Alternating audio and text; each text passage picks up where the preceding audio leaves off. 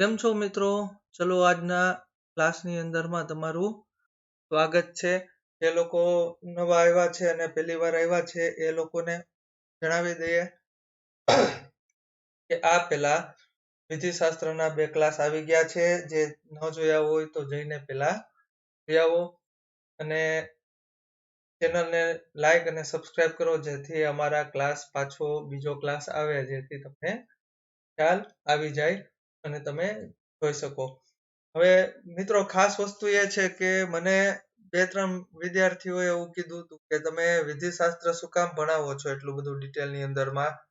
સીધા આઈપીસી છે કે એવિડન્સ એક્ટ છે કે ભારતનું બંધારણ છે કે એ બધું સીધું શરૂ કેમ નથી કરતા?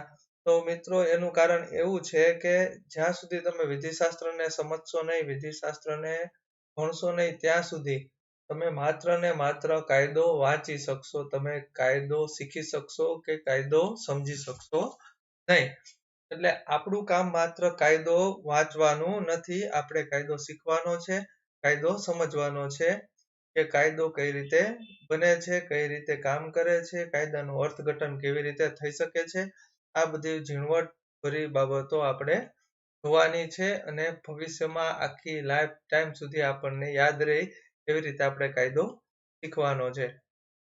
તો મિત્રો વિધિશાસ્ત્ર એટલા માટે જરૂરી છે અને ખાસ કરીને જીસેટ અને પીએચડી ની એન્ટ્રન્સની એક્ઝામની તૈયારી કરતા લોકો માટે પણ વિધિશાસ્ત્ર શીખવું ખૂબ જરૂરી છે. એ લોકોએ જીસેટ ને પીએચડી માં જે તૈયારી કરતા હોય એ લોકો એલએલબી માં તો શીખતા હોય છે પણ ફરીવાર રિવિઝન કરવું ખૂબ જરૂરી છે કેમ કે જીસેટ અને પીએચડી ની એન્ટ્રન્સ એક્ઝામની અંદર વિધિશાસ્ત્રને લગતા ઘણા સવાલો પૂછાય છે. બરાબર છે? તો ચાલો આજે આપણો ક્લાસ શરૂ કરીએ. અહીંયા વિધિશાસ્ત્રનો વિકાસ આજે આપણો ત્રીજો ક્લાસ છે અને આપણે 3 ભાગમાં વહેંચ્યો છે વિધિશાસ્ત્રના વિકાસને.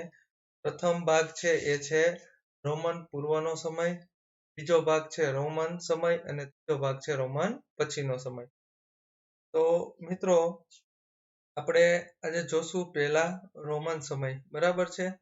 તો ખાસ વસ્તુ યાદ રાખવાની જ્યારે તમને વિધિશાસ્ત્રનો વિકાસ રોમન પૂર્વનો સમય પૂછે ત્યારે કોઈ પણ જગ્યાએ એવું હોય કે ખાસ વિકાસ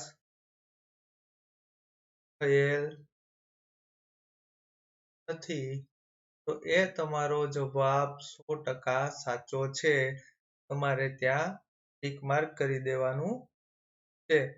રોમન પૂર્વના સમયની અંદર વિધિશાસ્ત્રનો કોઈ પણ ખાસ ઉપયોગ થયેલો ન હતો. શું કામ?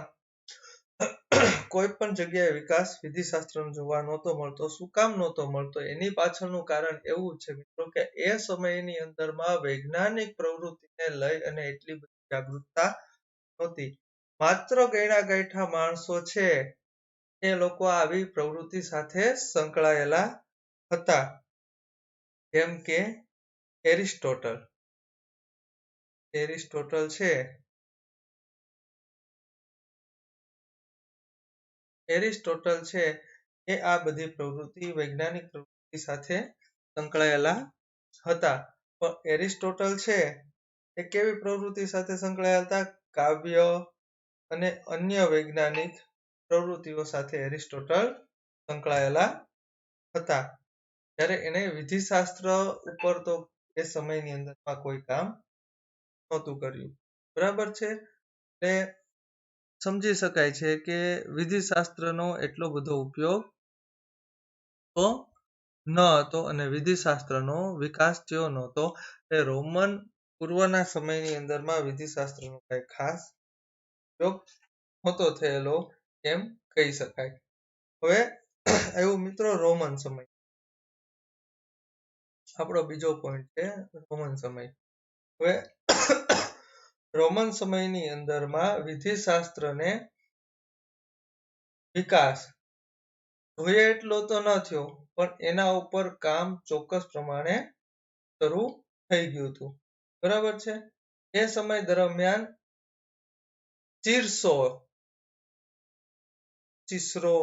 સિસરો નામ છે મિત્રો.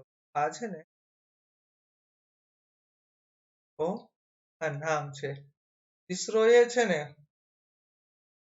વિધિશાસ્ત્રને તત્વજ્ઞાન કે દર્શન શાસ્ત્ર. હવે ખાસ સમજો, તત્વજ્ઞાન કે દર્શન શાસ્ત્ર એવું કીધું હતું. હવે દર્શન શાસ્ત્ર એટલે ફિલોસોફી, બરાબર છે. એટલે ફિલોસોફીને તમે જ્યારે પણ કોઈ પણ પ્રકારની એક્ઝામ આપતા હોય ત્યારે તમે સામાન્ય રીતે આપણા ગુજરાતી માધ્યમના વિદ્યાર્થીઓ છે ને અંગ્રેજીને ગુજરાતીમાં ટ્રાન્સલેટ કરી અને આન્સર શીટ હવે કોમ્પ્યુટરાઇઝ આવી ગઈ. આન્સર શીટને ગુજરાતીની અંદરમાં વાંચી અને જવાબ આપતા હોય છે. તો હવે હું તમારું ધ્યાન અહીંયા દોરી દઉં, કોઈ પણ જગ્યાએ ગુજરાતી ટ્રાન્સલેશનની અંદરમાં દર્શન શાસ્ત્ર લખેલું આવે એટલે ફિલોસોફી છે. ફિલોસોફીને દર્શન શાસ્ત્ર કહેવામાં આવે છે. હવે આ કાયદાનું મૂળ તત્વ દર્શન શાસ્ત્ર રહેલ છે. આ કોને કીધું? શીર્ષોએ, બરાબર છે. વિધિશાસ્ત્ર દેવી વસ્તુના જ્ઞાન, યોગ્ય અને અયોગ્યનું વિજ્ઞાન એવી વ્યાખ્યા પણ એ જ સમયે થઈ હતી, બરાબર છે. તમે સમજો, જે આપણે બીજા લેક્ચરની અંદરમાં આપણે જે વ્યાખ્યાની અંદરમાં જોયું હતું, આપણે દેવી વસ્તુનું જ્ઞાન, યોગ્ય અને અયોગ્ય વિજ્ઞાન, બરાબર છે. આ વસ્તુની વ્યાખ્યા આપણે આગલા લેક્ચરમાં આપણે જોઈ હતી. એ આ રોમન કાળ દરમિયાન જ થઈ હતી. વિધિશાસ્ત્રને તત્વજ્ઞાનની શાખા ગણવામાં આવી હતી. રોમનોએ આ સમય દરમિયાન વિધિશાસ્ત્રનો પાયો નાખ્યો હતો. રોમનોએ છે ને વિધિશાસ્ત્રનો પાયો નાખ્યો એમ કહી શકાય. હવે તમે કોઈ પણ જગ્યાએ એક્ઝામ આપતા હોય અને તમને કે વિધિશાસ્ત્રનો પાયો કોણે નાખ્યો, તો રોમનોએ. રોમનોએ વિધિશાસ્ત્રનો પાયો નાખ્યો.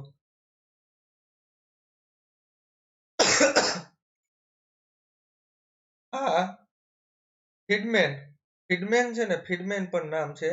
આ બાબતે રોમનો કરતા ગ્રીક લોકોને ફાળાનો વધારે મહત્વ આપે છે. ફીડમેન છે ને, જે ફીડમેન પણ નામ છે. જો આ નામ છે તીસરો અને નામ છે ફીડમેન. આ બાબતે રોમન લોકો કરતા ગ્રીક લોકોને વધારે મહત્વ આપે છે. આ બાબતે ફીડમેન જણાવે છે કે રોમનોએ આધુનિક વિશ્લેષણાત્મક વિધિશાસ્ત્રનો પાયો નાખ્યો છે. કાનૂની તત્વજ્ઞાનમાં તેનો ફાળો ઘણો ઓછો છે. એનું ફીડમેનનું કેવું એવું છે કે રોમનોએ ચોક્કસપણે પાયો નાખ્યો છે તત્વજ્ઞાનમાં, બરાબર છે, પણ એનો ફાળો છે એ ખૂબ ઓછો છે. પણ ત્યારે હોમરથી સ્ટોઇક સુધીના, આ હોમર અને સ્ટોઇક એ પણ બે નામ છે. આ છે ને હોમર, સ્ટોઇક, આ પણ નામ છે. આ લોકો દ્વારા દીવાની કાયદાઓનું નિર્માણ એ સમયમાં કરવામાં આવ્યું હતું, બરાબર છે. એટલે આ વસ્તુ ખાસ ધ્યાનમાં રાખવાની જરૂર છે. આ સિવાય આપણને કરાર, અપકૃત્ય, મિલકત વગેરેના કાનૂનના સિદ્ધાંતો પણ આ જ સમય દરમિયાન હોમર અને સ્ટોઇક દ્વારા આપણા સુધી મળેલા છે. કાનૂની વિચારમાં રોમનનો ફાળો ચડિયાતો હતો કે ગ્રીકનો, તે વિવાદની વાત છે, બરાબર છે. વિધિશાસ્ત્ર એવું કહે છે કે કાનૂનમાં રોમનનો ફાળો ચડિયાતો હતો કે ગ્રીકનો ફાળો, એ વિવાદક છે. પણ આપણને આ સમય દરમિયાન દીવાની અને માફ કરજો, આ સમયની અંદરમાં દીવાની, અપકૃત્ય, મિલકત વગેરેના કાનૂનના સિદ્ધાંતો આપણને આ સમય દરમિયાન જ મળ્યા છે, જેમાં કોઈ બે મત નથી. હવે છે રોમ પછીનો સમય. હવે રોમન પછીનો સમય છે આપણે જોવા જઈએ તો વિધિશાસ્ત્રના વિકાસ માટે મધ્યયુગનો સમય પ્રોત્સાહક પૂરું પાડવા થયો નથી. આ સમય દરમિયાન વિધિશાસ્ત્ર પોતાનું સ્વતંત્ર અસ્તિત્વ ગુમાવ્યું અને વિધિશાસ્ત્રનું મહત્વ ફરીથી તત્વજ્ઞાનની શાખા તરીકે જ રહ્યું. હવે આ સમય દરમિયાન છે ને રોમન પછીના સમય દરમિયાન વિધિશાસ્ત્રનું જે એક અલગ ઓળખાણ હતી ને એ રહી નહીં અને વિધિશાસ્ત્રની અલગ ઓળખાણની જગ્યાએ એની ઓળખાણ માત્ર ને માત્ર ક્યાં સુધી સીમિત રહી ગઈ? તત્વજ્ઞાન સુધી જ સીમિત રહી ગઈ. હવે સંત થોમસ, હવે આ છે ને રોમન પછીના સમયની અંદરમાં એક સંત થોમસ થઈ ગયા. બરાબર, આ સમય દરમિયાન એવી માન્યતા પ્રવર્તી કે ધાર્મિક માન્યતાઓ અને લાગણીઓને કાયદાથી નિયંત્રિત કરી શકાય છે. તો સંત થોમસનું શું કહેવું હતું કે ધાર્મિક લાગણીઓ અને માન્યતાઓને કાયદાથી નિયંત્રિત કરી શકાય. આ માન્યતાને પરિણામે લોકોમાં ધાર્મિક જુલ્મ ગુજારવાનું શરૂ થઈ ગયું. હવે આ સમય દરમિયાન છે ને આ બાબતનો ઉપયોગ કરી અને લોકો ઉપર ધાર્મિક જુલ્મ થવાનું શરૂ થઈ ગયું. લુથરે આ પ્રકારના જુલ્મ સામે અવાજ ઉઠાવ્યો. લુથર પણ નામ છે, જેને આપણે માર્ટિન લુથર તરીકે ઓળખીએ છીએ. એને આ જુલ્મ સામે અવાજ ઉઠાવ્યો અને 16મી સદી દરમિયાન રાજ્ય અને પોપની એક હતું સત્તા સામે આંદોલન શરૂ કરી દીધું. એટલે શું છે? પોપની અને સત્તાની એક ચક્ર જે શાસન હતું ને એના સામે એણે આંદોલન શરૂ કરી દીધું. આ પ્રવૃત્તિઓ 1583 થી 1645 સુધી ચાલી. આ પછી આમ છતાં તત્વજ્ઞાનની પકડમાંથી વિધિશાસ્ત્રની મુક્તિ ન થઈ. સંત થોમસે અગાઉ જે વિચારી હતી તે રાજ્ય કાયદો જોઈ ઈશ્વરીય કાયદાના વિરુદ્ધ હોય તો તેને કાયદો નથી, તે હજુ પણ ચાલુ રહી. હવે આવું બળવો થયો, આંદોલન થયું, બધું થયું છતાં એવી વસ્તુ શરૂ રાખી કે જે ઈશ્વરીય કાયદા વિરુદ્ધ છે એવો માનવીય કાયદો સ્વીકારી શકાય નહીં. આવી વસ્તુ શરૂ રાખી અને આવું 19મી સદી સુધી ચાલતું રહ્યું. 19મી સદી પછી વિધિશાસ્ત્રને અન્ય શાખાઓથી સ્વતંત્ર એવો વિધિશાસ્ત્ર એ કાયદાનું વિજ્ઞાન છે એવા મૂળ સિદ્ધાંત સાથે વિધિશાસ્ત્રને એક અલગ સ્થાન મળ્યું અને જે અલગ સ્થાન છે એ આજે તમે હું તમામ દેશો તમામ કાયદાઓના જાણકાર એ લોકો વસ્તુ સ્વીકારે છે અને એ વસ્તુને માન્યતા આપી અને આપણે બધા અત્યારે વિધિશાસ્ત્રને ભણીએ છીએ. તો મિત્રો આ તો આપણો નાનો એવો ટૂંકો એવો લેક્ચર વિધિશાસ્ત્રને સમજવા માટેનો, વિધિશાસ્ત્રના વિકાસને સમજવા માટેનો.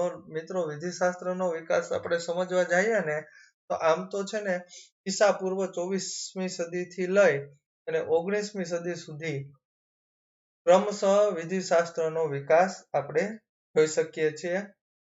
તો વિધિશાસ્ત્રનો વિકાસ ખૂબ જ ધીમે અને બહુ ઉતાર ચઢાવ વાળો રહ્યો છે. એટલે આપણી પાસે અત્યારે જે વિધિશાસ્ત્ર છે, તમે ને હું જે ભણીએ છીએ, આપણે જે ભણ્યા છીએ એ વિધિશાસ્ત્ર છે એ એટલા બધા લાંબા સમયથી ઘણી ચાળણીઓમાંથી ગળાય અને ફાઇનલી આપણી પાસે જે છે એ વિધિશાસ્ત્ર એ કાયદાનું વિજ્ઞાન છે, જે વિજ્ઞાનનો દરજ્જો એને મળ્યો છે. ત્યાં સુધી આપણે પહોંચ્યા છીએ.